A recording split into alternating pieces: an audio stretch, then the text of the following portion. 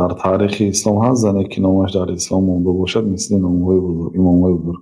مکرهای زنها میگن زنها همشون مکر دارن، چی مسلمان چی غیر مسلمان. بله زنهای بزرگ در اسلام بودند، لیکن نام آنها اینقدر شهرتی وسیع پیدا نمیکرد. از صحابه ها معلوم است که همسران پیامبر صلی الله علیه و سلم خاصتا حضرت عایشه از جمله مکثرین بودند، از جمله آنهایی که بسیار روایت کرد. و زنها غالبا شوهر دارند و فرزندها دارند و غالبا به همین فرزنداشان و گوییم احاطه زنها مشغول بودند. و درست است که مثلا کتاب نوشتن، ما از جمله اون 20 نفر علمایی که در نوارا ما گفتیم 20 نفر علمایی بودند که در دنیا از سخت مشغولیت داشتنشان عائله دار نشدند. از جمله آنها یک نفری آنها زن بود، شوهردار نشد تا اینکه پر به علم مشغول شود.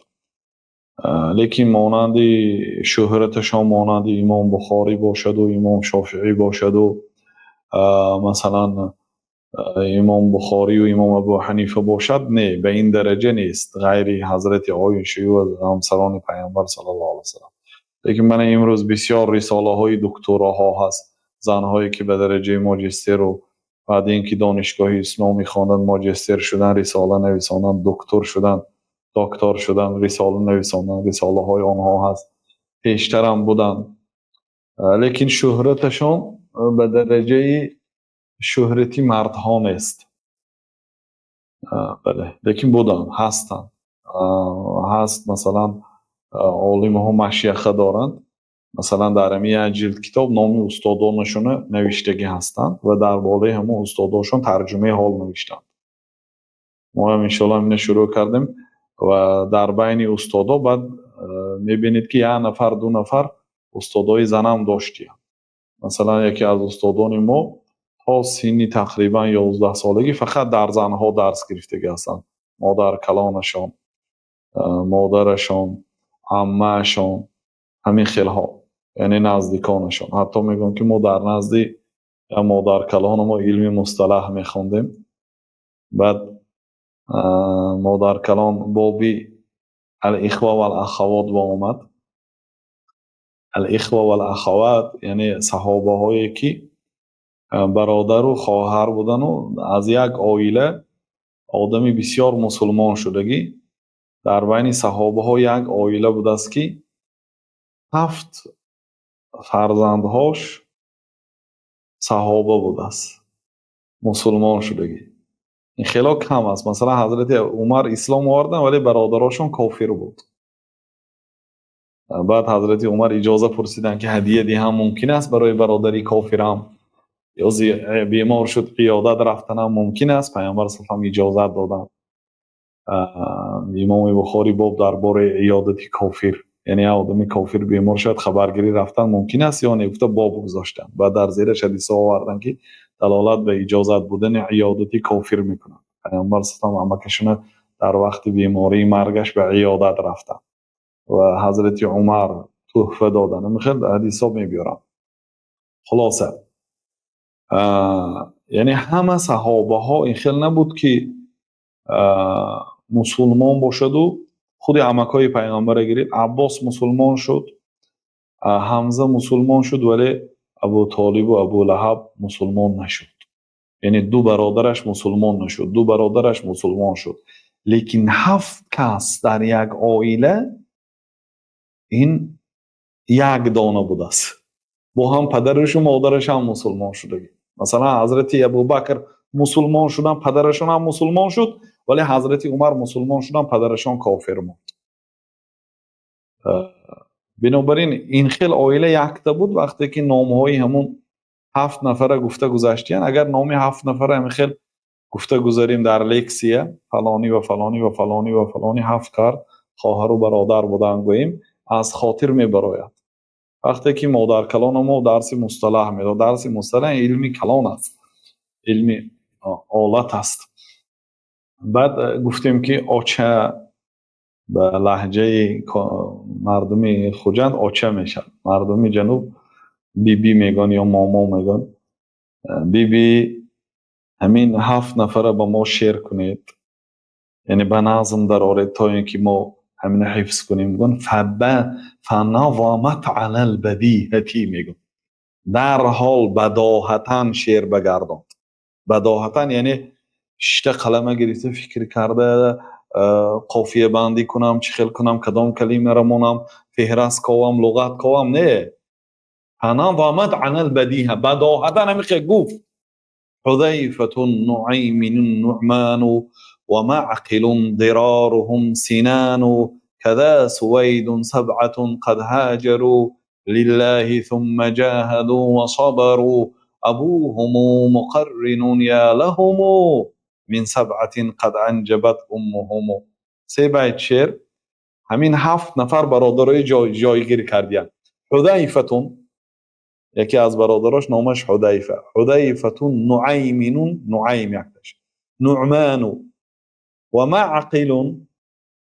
معقل ضرارهم، یکی آنها زرار بود نامش. سینان، ششمینش سینان بود.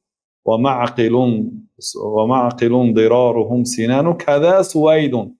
کذا یعنی معنای کلمه کذا این چنین. حتی کلمه خوش کردم برای شعر، قافیهش درست کردم، وزنش طور گرفتنش. کذا سویدون، همین گونه سوید است، 7مینش سوید، یعنی 7 کس الکی نامبر کردن. این که شعر با کی در آمد آدم فراموش نمیکنه. کذا سویدون 7 قد هاجروا، اینا 7 نفر بودن که در راه الله هجرت کردند، یعنی از مکه به مدینه هجرت کردند. 7 قد هاجروا لله، به خاطر الله هجرت کردند. لله ثم جاهدوا، سپس جهاد کردند در راه الله تعالی. ثم جاهدوا و صبروا، سپس صبر کردند به مشقت های اسلام آوردن و مسلمانی. ثم جاهدوا و صبروا ابوهم مقرن یا لهم، پدر اینها مقرن نام داشت، پدر این 7 نفر مقرن نام داشت. ابوهم مقرن یا لهم، پدر آنها مقرن نام داشت. یک قندشون زند گفته گفت یا لهم، ای خوشا به حالشون. یا لهم من 7، ای خوشا به حالشون، همین 7 نفری که قد انجبت امهم، مادرشون اینهای تولد کرده است، نام مادرش نگرفتن.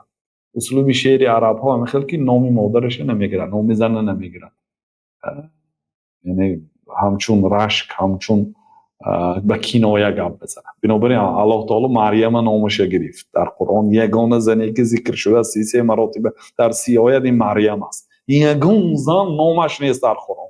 وصف حضرت عایشه آمد 10 آیت 18 آیت، وصف حضرت خدیجه آمد، وصف حضرت آسیه آمد و امرأت فرعون گفته، زنی فرعون گفته. این چونین زنی نوح آمد، زنی لوط آمد، لیکن به نامشان ذکر نشده.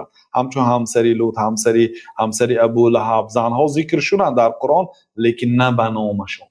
یگانه زنی که به نامش ذکر شده مریم است. همین هم 33 مراتبه در 30 آیت نام گرفت الله تعالی، تا اینکه همه دانند که زنی الله تعالی نیست. چون که نصرانی ها مریم زنی الله تعالی گفتند و قرآن را الله تعالی به زبان عربی نازل کرد و در زبان عربی خاصتا شاه ها و پادشاه های و ملوک ها و آدم های سید و به آبروی و امیرها نام زنشون در حضور مردها نمی گرفتن. مادری فلانی، همسرم، آیلم، کنایتاً گپ می‌زدن، نامش نمی گرفتن. و الله تعالی نامشه که نیکی نامی کنیزکاشون نمی گرفتن، نام غلاماشون. الله تعالی نامی مریم گرفت تا اینکه همه دانند که این بنده از بنده های الله هست، نه همسری الله تعالی. متخذ الله من ولد، الله تعالی فرزند ندارد. و ما کان له صاحبه، همسرم نداشت. سبحانه، الله تعالی پاک است. الله تعالی همسر ندارد، الله تعالی یگانه هست، هم مثل و مانند و شریک ندارد. لم یلد و لم یولد و لم یکن له کفوا احد، تولد نکرد، تولد نشد و کسی به الله تعالی برابر نمیشه. خلاصه بودن زنهای عالم، زنهای مفسر، محدث بودن. در کتاب‌های طبقات، در کتاب‌های سیر، مثلا کدام آدم درباره استاداش هم برآمد کند نویسد، نام زنها رو در آخر کتاب می نویسند و اینچنین اگر مثلا کتاب‌های معجم باشد، معجم یعنی به واسطه الفبet نوشته شده است، مثلا سری حرف استاد با الف باشد، در کتابی در حرف الف میوید. هر آدمی که ابراهیم است، ادهم است، احمد است، در حرف الف میوید و یعنی اونو ترجمه حال نمیشه. سال فلان تعالیم شد، در سال فلان سال گذشت، از او فلان علم را گرفتم، وقتی که واخوردم این سخن را گفت، درباره این ترجمه حال می نویسن. بعد حرف با، بعد حرف تا، بعد هم خیلی جیم ها خا دال زال را تا الفبet تمام شدن. وقتی که الف با تمام شد، بعد باب النساء، باب درباره زنها گفته، زنهای الهیده میکردن.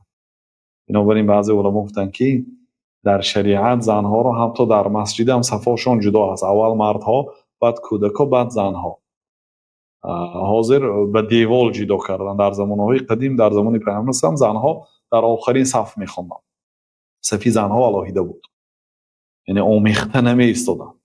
در کتاب ها هم آمیخته نمی کردن مردها را به زنها، ترتیبش الهیده، زنها در آخر کتاب بله بودند، ولی شهرتشون مثل اینها نیست.